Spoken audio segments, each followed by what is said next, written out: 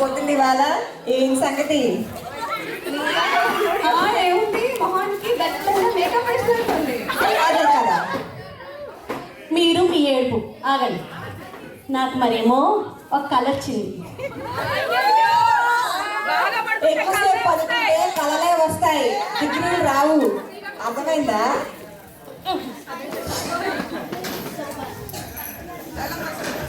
వింటావా?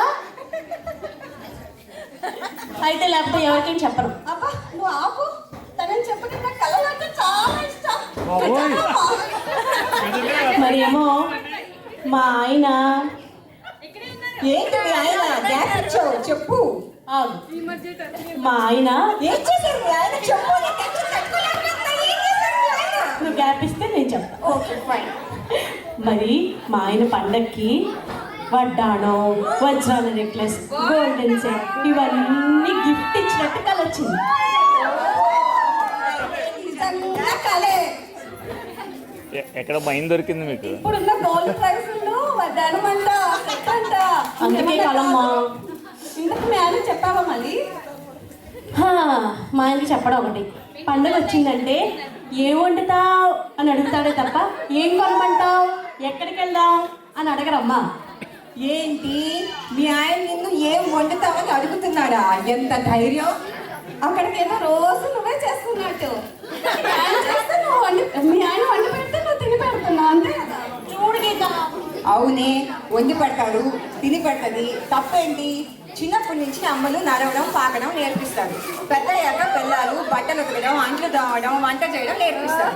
మనమే వండి మనమే పెడితే తిని బాగా మన మీద సెటైర్లు వేస్తారు. అదే వాళ్ళే వండుకొని వాళ్ళే తింటే నోరు తీసుకొని తిక్కురు మనకుండా తింటాం. బాగా చెప్పావు. నువ్వు మంచి పని చేశావు. వచ్చారా అబ్బో, వయ్యారి భామలు. ఏంటి ఏం మాట్లాడుకుంటున్నారు? ఏంటి ఆడవాళ్ళ సంస్థ మాట్లాడేది టాపిక్ హస్బెండ్ గురించే కదా. Family feelings. ఏంటి నువ్వు మీ ఆయన మ్యాచింగ్ వేసినట్టున్నారు? ఒకటే షాప్లో ఒకటే దాంట్లో కొనుక్కుంటారు అనుకుంటా.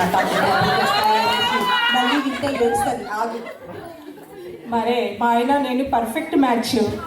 పర్ఫెక్ట్ మ్యాచ్ అని బట్టలతో సరిపెట్టుకుంటున్నారు. ఏం చేస్తాను, నేను చేసుకునేవాడు మిర్చిలో ప్రభాస్లా ఉండాలనుకునేదాన్ని. నన్ను చేసుకోవాలంటే రాసి పెట్టి ఉండాలి అనేవాళ్ళు మా ఫ్రెండ్స్.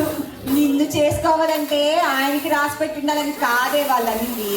ఆయన నిన్ను చేసుకోవాలంటే నువ్వు మొహానికి ఎప్పుడు ఏదో ఒకటి రాసుకుంటూ ఉండాలని అనుకుంటారు. పిచ్చి మొహం.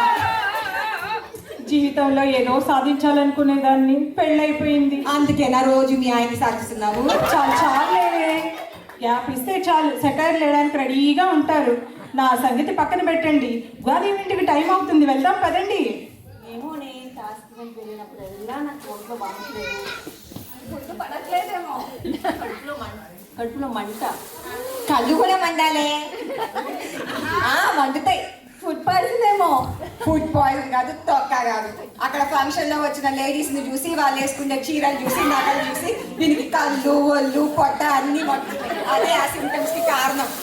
ఏంటి గ్యాప్ ఇస్తే గ్రానైట్ లాగా వెళ్తున్నారు? ఎందుకు ఇంత ఫ్రస్ట్రేషన్ మీకు? పెళ్ళైన వాళ్ళకి ఫ్రస్ట్రేషన్లు, బీపీలు హస్బెండ్స్ వల్ల పిల్లల వల్లే వస్తాయమ్మా. అందుకే నాకు ఆ ప్రాబ్లం లేదు. అందుకే నేను పెళ్లి చేసుకోకుండా హ్యాపీగా ఉన్నాను. ఇది ఇలా ఉంటే చూడలేకపోతున్నానే.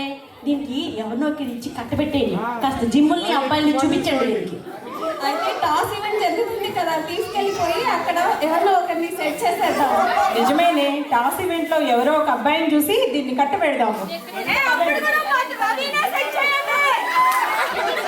టాస్ ఈవెంట్ లో అబ్బాయిలంట. వీళ్ళ భ్రమ, వీళ్ళ భ్రాంతి. అది జరిగేనా సచ్చేనా? టాటా.